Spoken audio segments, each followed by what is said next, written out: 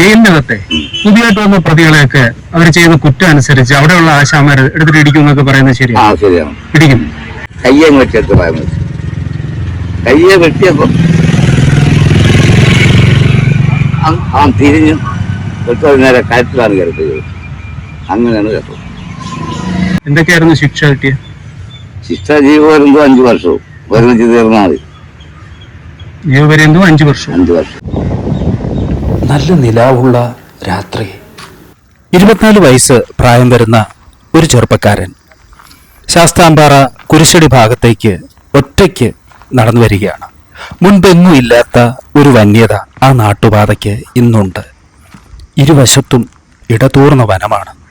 ആരെങ്കിലും ഒളിച്ചിരുന്നാൽ പോലും അറിയാൻ കഴിയില്ല. ആനയും പന്നിയും ഒക്കെ ഇറങ്ങുന്നൊരു സ്ഥലം. ആ കല്ലുകൾ നിറഞ്ഞ ഒറ്റയടി പാതയിലൂടെ അയാൾ വേഗത്തിൽ നടക്കുകയാണ്. പെട്ടെന്ന് കാടിളക്കി ഒരലർച്ച കേട്ടു. അയാൾ ഞെട്ടി. ഒരു കൂട്ടം ആളുകൾ വേട്ടനായ്ക്കളെ പോലെ പാഞ്ഞടുത്തു. അവർ തലങ്ങും വിലങ്ങും അടിക്കുന്നു. ഒറ്റയ്ക്ക് പ്രതിരോധിച്ചു നിൽക്കാൻ പരിശ്രമിക്കുകയാണ് ആ യുവാവ്. പക്ഷേ പരാജയപ്പെടുന്നു, ആക്രമിക്കപ്പെടുന്നു. അവരിൽ ചിലരെ അയാൾ തിരിച്ചറിഞ്ഞു. സ്വന്തം മാമനും ഭാര്യയുടെ ബന്ധുക്കളുമാണിവർ. താഴെ വീണ യുവാവ് ചത്തെന്ന് കരുതി അവന്മാർ ഓടി ഒളിച്ചു. 24 വയസ്സുള്ള ആ ചെറുപ്പക്കാരൻ്റെ റിയൽ ലൈഫ് സ്റ്റോറിയാണ് നമ്മളിന്ന് നോക്കുന്നത്. ഒരു കൊലപാതകയാണ് ഇദ്ദേഹം. എന്നെ അങ്ങനെ ആരും ഇവിടെ കണ്ടിട്ടുമില്ല.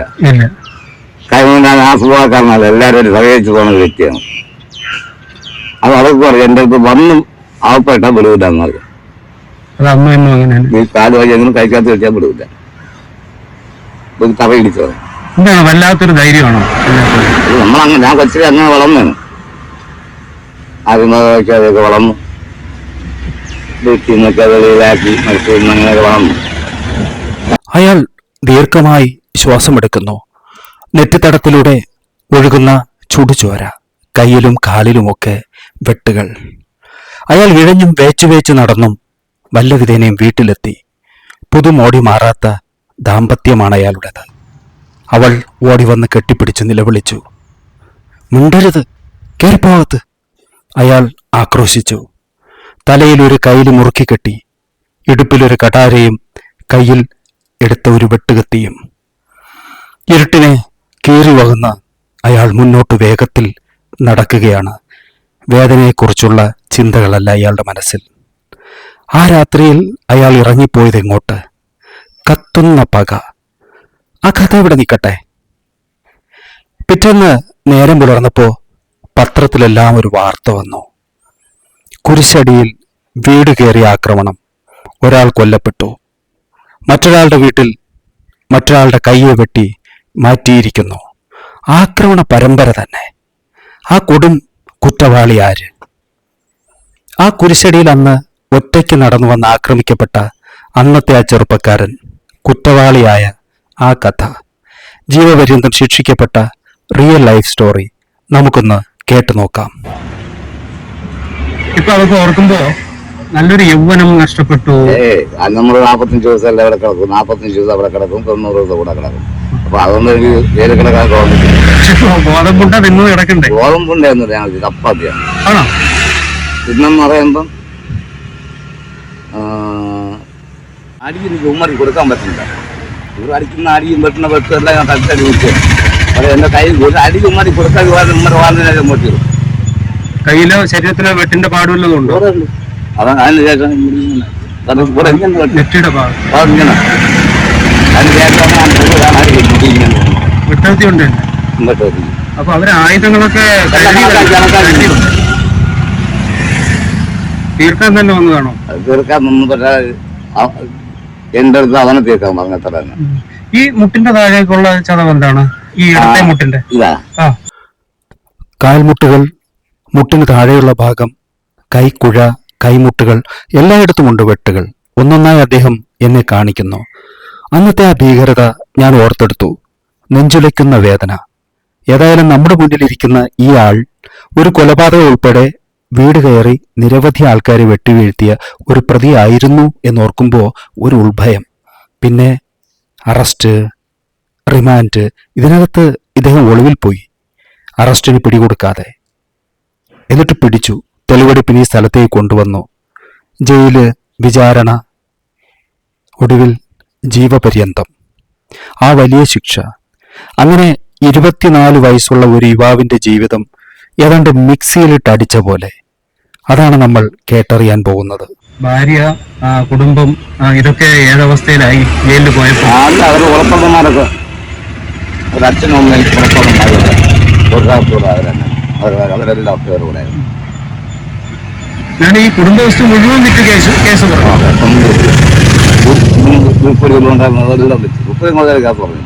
അതൊരു വലിയ നഷ്ടം തന്നെ. എന്തൊക്കെയായിരുന്നു ശിക്ഷ കിട്ടിയ? ശിക്ഷ ജീവപര്യന്തം 5 വർഷവും ഒരുമിച്ച് തീർന്നാൽ മതി. ജീവപര്യന്തം 5 വർഷം. 5 വർഷം. സാധാരണ ജീവപര്യന്തം എന്ന് പറയുമ്പോൾ പിന്നെ 14 വർഷം ജീവിതകാലം മൊത്തം കിടക്കും. പിന്നെ നമ്മളവിടെ നല്ലവനായിട്ട് ജീവിച്ചു കഴിഞ്ഞാൽ സൂപ്പറിന്റെ മുമ്പ് നമ്മൾ നല്ലവനായിട്ട് ജീവിച്ച സൂപ്പറിന്റെ ഒക്കെ കിടക്കുന്നുണ്ട്. അങ്ങനെ നമ്മളവിടെ കഴിഞ്ഞു വന്ന് നമ്മുടെ 8 വർഷം 9 മാസമായപ്പോൾ നമ്മൾ. പക്ഷെ എന്തൊക്കെ പറഞ്ഞാലും നമുക്ക് പറയാനുള്ളത് ഒരു കാരണവശാലും ജയിലിലേക്ക് ആരും പോരുതെന്ന് തന്നെയല്ലേ? അതൊരു ബന്ധനം തന്നെയല്ലേ? അപ്പൊ വംശമുണ്ട്. എനിക്കവിടെ സ്വാതന്ത്ര്യമാണ്. എന്നാലും സെല്ലിന്റെ അകത്തല്ലേ? 6 മണിക്ക് ശേഷം ഞാൻ ശ്രദ്ധിക്കാം. അതുവരെ ഇവിടെ പണികളൊക്കെ ചെയ്ത് തറവാട കൊണ്ടുപോയി പണിയൊക്കെ ചെയ്യുക. മേശയാണ്.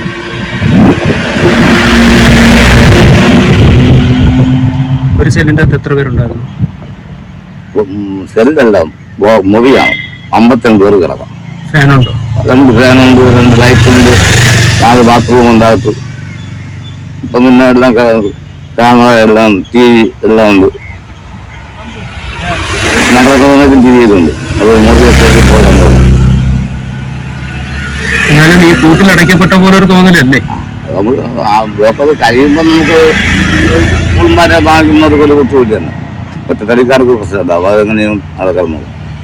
കുടുംബാറ്റൊക്കെ താമസിക്കുന്നവർക്ക് പിന്നെ നമ്മൾ പറ്റുന്നില്ല. ഓരോ പേർക്കും എന്നും 45-46 എന്നും പരിപാടി പോകാനും അങ്ങനെ ശിക്ഷ. ഈ ശിക്ഷ എന്ന് പറയുന്ന ഒരു കുറ്റവാളിയെ പരിവർത്തനം ചെയ്യാൻ വേണ്ടിയിട്ടാണ്. പക്ഷെ അത് നടക്കുന്നുണ്ടോ? അവിടെ അതിന്റെ അകത്തുള്ളവര് അവരുടെ മാനസികാവസ്ഥ എന്താണ്? അപ്പോൾ നാട്ടിലൊക്കെ അവിടെ നല്ല നാട്ടിലൊക്കെ ജീവിച്ച് ഒരു പ്രശ്നം ഉണ്ടാക്കി പോയിട്ട് ആ ശിക്ഷ കഴിഞ്ഞ് വന്നും പിന്നെ മാന്യമായിട്ട് ജയിക്കുന്നവരുണ്ട്. പിന്നെ ഇത് അവിടെ ജയിക്കണം എന്ന് പറഞ്ഞ് പോകുന്നവരുണ്ട്. കള്ളൻ പുറത്തുനിന്ന് മോഷ്ടിക്കുന്നുണ്ടല്ലോ അല്ലേ? പിന്നെ അവർക്ക് പിന്നെ ഇതൊരു ജീവിതം. ഈ ജയിലിന്റെ അകത്തെ ഈ ഡ്രഗ്സും കാര്യങ്ങളൊക്കെ കിട്ടുമോ? എല്ലാം ഉണ്ട്. എല്ലാ സൗകര്യമുണ്ട്. തോർപ്പുണ്ട്, ബെഡ്ഷീറ്റുണ്ട്. ഒരു നമ്മൾ കിടക്കുന്ന കയറി പോയി നമ്മൾ പറഞ്ഞുണ്ട് ഉപ്പന്നിട്ട് പറഞ്ഞു കഴിഞ്ഞാൽ അവിടെ നമുക്ക് തരാൻ പറയും. പിന്നെ അതുപോലെ എണ്ണ, സോപ്പ്, സിഗരറ്റ്. അത് ഇപ്പം ഞാനത് കിടക്കുമ്പോഴത്തേക്ക് ചായ, ബിസ്ക്കറ്റ് എല്ലാം വാങ്ങിക്കാം. ഇപ്പം വീട്ടിലേക്ക് നിരോധനമാണ്. അല്ല, ഈ പുറത്തുനിന്നൊക്കെ അകത്തേക്ക് പൊതിയെറിഞ്ഞു കൊടുത്ത് കഞ്ചാവ് പോലുള്ള സാധനങ്ങളൊക്കെ എത്തിക്കുന്നു എന്നൊക്കെ ഈ വാർത്തകൾ അങ്ങനെയൊക്കെ എത്തിക്കുന്നുണ്ട്. ആളുകൾ ബിസിനസ് അറിയാം. അവിടെ പച്ചക്കറി കൊടുത്ത് പൈസ ഉണ്ടാക്കി അങ്ങനെയൊക്കെ തന്നെ അവിടെ ആദ്യം ഉണ്ടാകുന്നത്. പുറത്തിറങ്ങണവന്മാരാണ് പോയി കേസിനൊക്കെ പോയിട്ട് വരുന്നത്. അപ്പൊ അങ്ങനെയാണ് ഉദ്യോഗന്മാർ അടിവ് കൊടുക്കുക. എല്ലാ ഉദ്യോഗന്മാർ അടിക്കൊന്നുമില്ല. ഉദ്യോഗന്മാർ നമ്മളെ പോലെ നമുക്ക് നമുക്ക് കാവൽ കിടക്കുന്നത്. അവരും വീട്ടിൽ രാത്രി വന്നു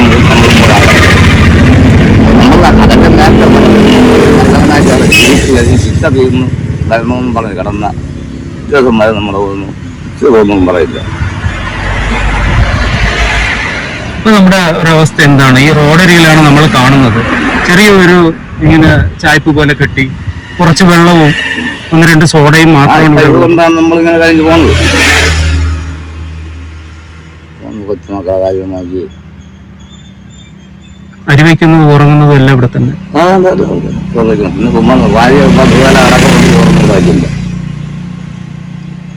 മഴ പെയ്താൽ ഈ വെള്ളമൊക്കെ റോഡിൽ നിന്ന് ഇങ്ങോട്ട് ഇറങ്ങില്ലേ? മണ്ണ് വാരി വെച്ചിട്ടുണ്ട്. നിന്നാലും കൂടെ ചോരും.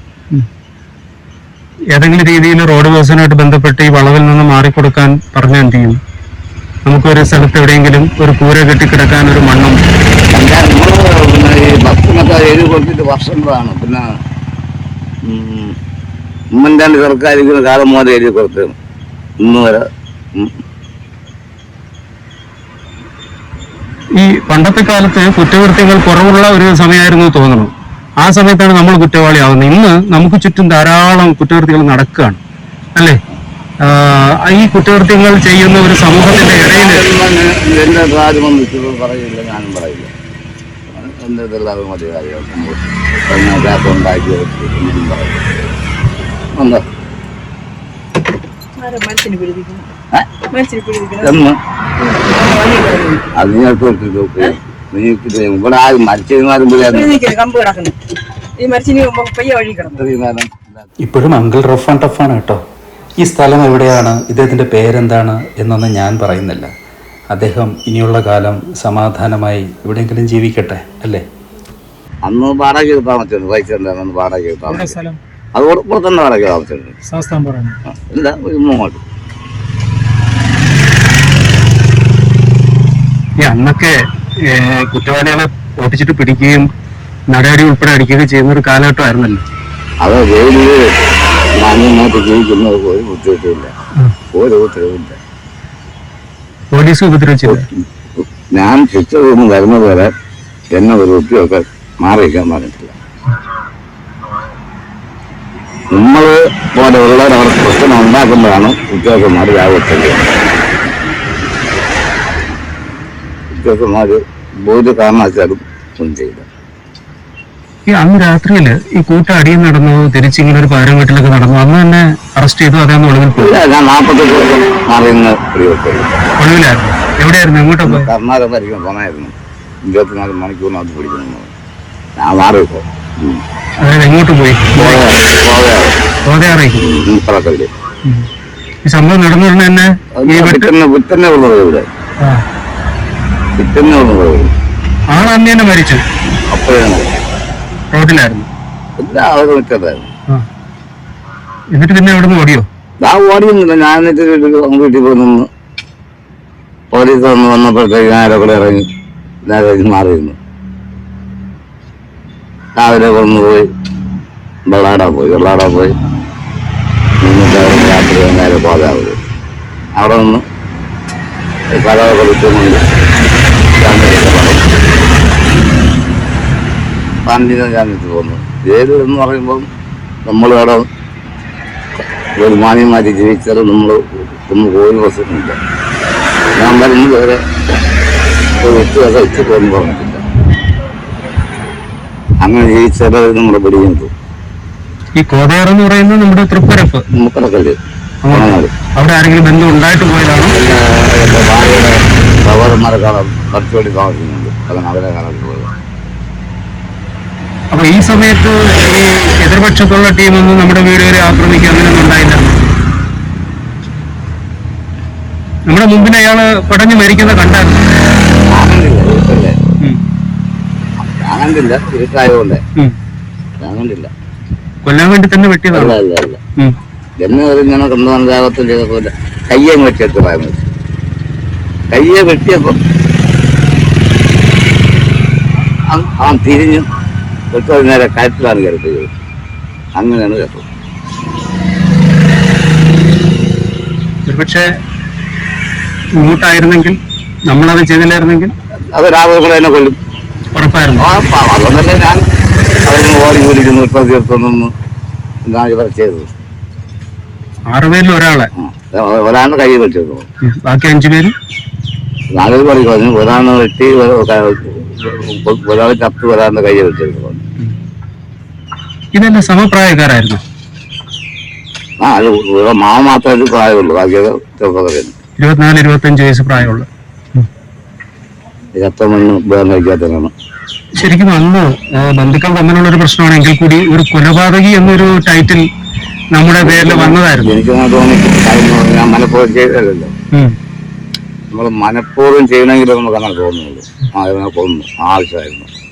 അപ്പൊ അങ്ങനെയല്ല. ഇതിപ്പോ തങ്ങം വലിച്ച് സംഭവിച്ചെന്നുള്ളതേ ഉള്ളൂ. ശരിക്കും പത്രത്തിലൊക്കെ വന്നത് നമുക്ക് ചെയ്തെന്ന് കേട്ടിട്ട് വരുള്ളൂ. അതെ, കൊല ചെയ്യപ്പെട്ടു, പ്രതി ഒളിവിൽ. അതിന്റെ ആളുകളൊക്കെ പറഞ്ഞ് ഇങ്ങനെയുള്ള ഏറ്റവും വന്നാൽ മതി എന്ന് പറഞ്ഞു.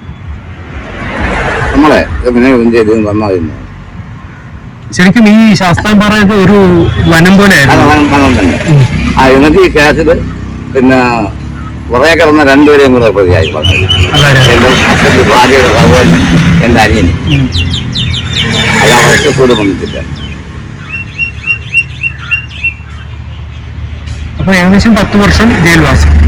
ഇല്ല, 8 വർഷം 9 മാസം. 8 വർഷം 9 മാസം നടന്നു. ഈ ജയിലിൽ നിന്ന് നാട്ടിലേക്ക് തിരിച്ചു വന്നപ്പോ പിന്നെയും പ്രതികാര നടപടികൾ എന്തെങ്കിലും ഉണ്ടായോ? എനിക്കങ്ങനെ ഒരു പ്രതീക്ഷ അങ്ങനത്തെ വയസ്സ് ഉണ്ടാവില്ല. അതൊക്കെ വരുമ്പോ ഭയങ്കര കാര്യം. നമ്മൾ വെളി കഴിക്കുമ്പോൾ പൊട്ട്, ദോശ, അപ്പം അങ്ങനെയൊക്കെയാണ്. ഇന്നിപ്പോ ബിരിയാണി ഒക്കെ അതല്ല ബിരിയാണി ഇങ്ങനെ. പക്ഷെ നമ്മളവിടെ കിടക്കുമ്പോൾ ആഹാരമൊക്കെ കണ്ണാണ് തുറക്കാതെ കഴിക്കുന്ന സമയത്ത് ആഹാരമൊക്കെ ഭയങ്കര ബുദ്ധിമുട്ടാണ് കഴിക്കാൻ. ചോറൊക്കെ ഭയങ്കര മാറ്റമാണ്.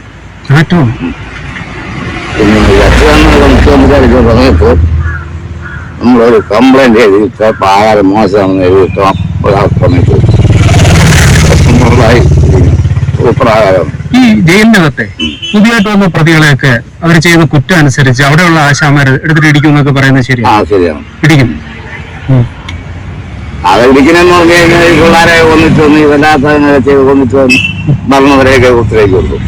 നമ്മൾക്കുള്ളത് നാരി കൊടുക്കും. സ്വന്തം മക്കളെ കൊണ്ടിട്ട് വരണവരുണ്ട്, കൊച്ചു പിള്ളേരെ വല്ലാത്ത ചെയ്തിട്ട് വരണവരുണ്ട്. അപ്പൊ അവനൊക്കെ വന്ന് കൊടുക്കില്ലേ? കൊടുക്കുമല്ലേ? അത് നമ്മൾ തന്നെ കൊടുക്കും. ചെറുപ്പം ചെയ്യില്ല. പുറത്ത് കേൾക്കുന്നത് ശരിയാണ്. അതുകൊണ്ട് കിടക്കുന്നവരെ തന്നെ കൊടുക്കും. നമ്മുടെ സെല്ലിൽ എത്ര പേരുണ്ടായിരുന്നു? ഞാൻ ചെല്ലുമ്പോ 36, പിന്നെ 52ആയി. ചോറിറങ്ങില്ല.